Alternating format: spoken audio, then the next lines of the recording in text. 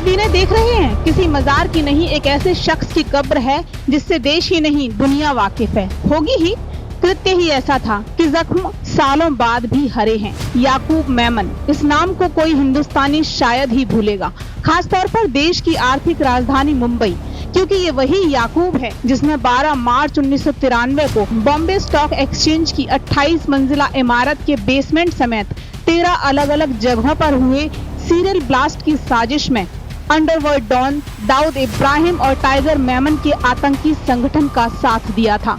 याकूब chartered accountant था, इनके finance का काम देखता था, जिसे सीबीआई ने 1994 में नई दिल्ली रेलवे स्टेशन से अरेस्ट किया था और लंबे वक्त तक चली अदालती कार्रवाई के बाद साल 2013 में सुप्रीम कोर्ट ने इसे धमाकों का दोषी मानते हुए फांसी की सजा सुनाई थी और जुलाई 2015 में याकूब को महाराष्ट्र की नागपुर जेल में फांसी दी गई।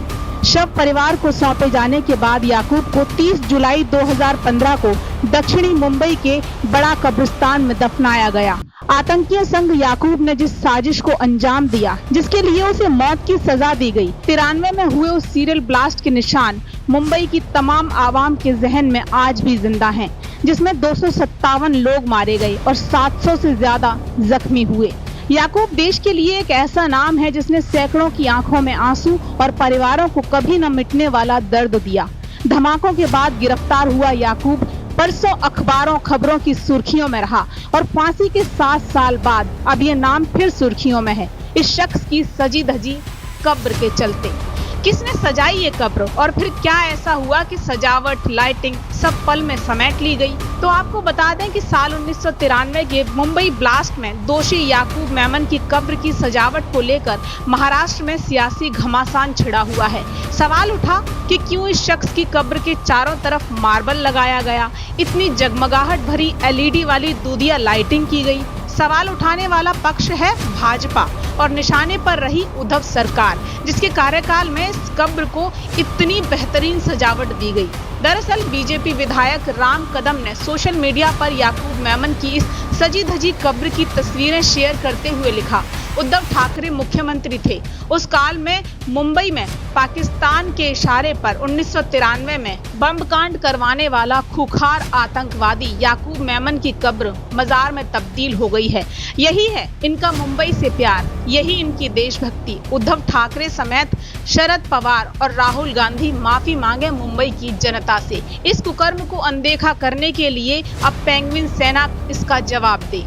भाजपा विधायक के सोशल मीडिया पर कब्र की सजावट को लेकर सवाल उठाए जाने के बाद ही मुंबई पुलिस ने याकूब मेमन की कब्र से तुरंत एलईडी लाइटिंग हटा दी, जिसके बाद राम कदम ने एक बार फिर ट्वीट किया, याकूब मेमन कब्र before and after, it's because of Uddhav's blessings और हिज मुंबई लव।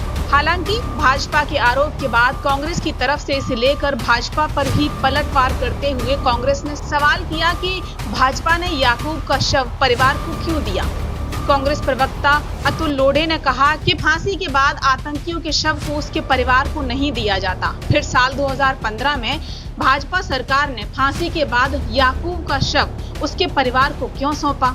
अब ये सवाल उठाकर भाजपा इस पर फिर से पॉलिटिक्स कर रही है। यहाँ आपको बताते चलें कि आमतौर पर किसी कब्र की 18 महीने बाद खुदाई कर दी जाती है, लेकिन याकूब मेमन की कब्र की खुदाई इतने साल बाद भी नहीं हुई है। ऐसा नहीं है ये कब्र पहले विवादों में नहीं रही, इससे पहले भी याकूब की कब्र को लेकर सवाल उठते रहे हैं। याकूब के ही चचेरे भाई मोहम्मद अब्दुल रऊफ मेमन ने साल 2020 में एलटी मार्ग पुलिस स्टेशन में शिकायत दर्ज की थी और आरोप लगाया था कि ट्रस्टियों ने याकूब मेमन की कब्रगाह को 5 लाख रुपए में बेचा। यहाँ वाकई एक बड़ा सवाल है कि अगर परिवार नहीं तो फिर किसकी देखरेख में या किसके आदेश पर देश के इतने बड़े दोषी को ऐसा विशेष व्यक्तित्व सम्मान देने की कोशिशें हो रही हैं कि भाजपा नेता राम कदम के सोशल मीडिया पर इसे लेकर सवाल करने के बाद अब उसकी कब्र सजावट और मार्बल चमक विवादों में है और पार्टियां बजाय इस सवाल का सटीक जवाब देने के एक दूसरे पर आरोप मढ़ रही हैं।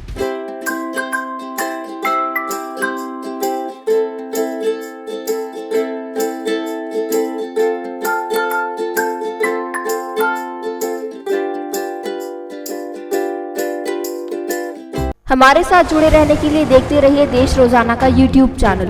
सब्सक्राइब कीजिए साथ ही देश रोजाना की खबरें सबसे पहले देखने के लिए प्रेस कीजिए बेल आइकन।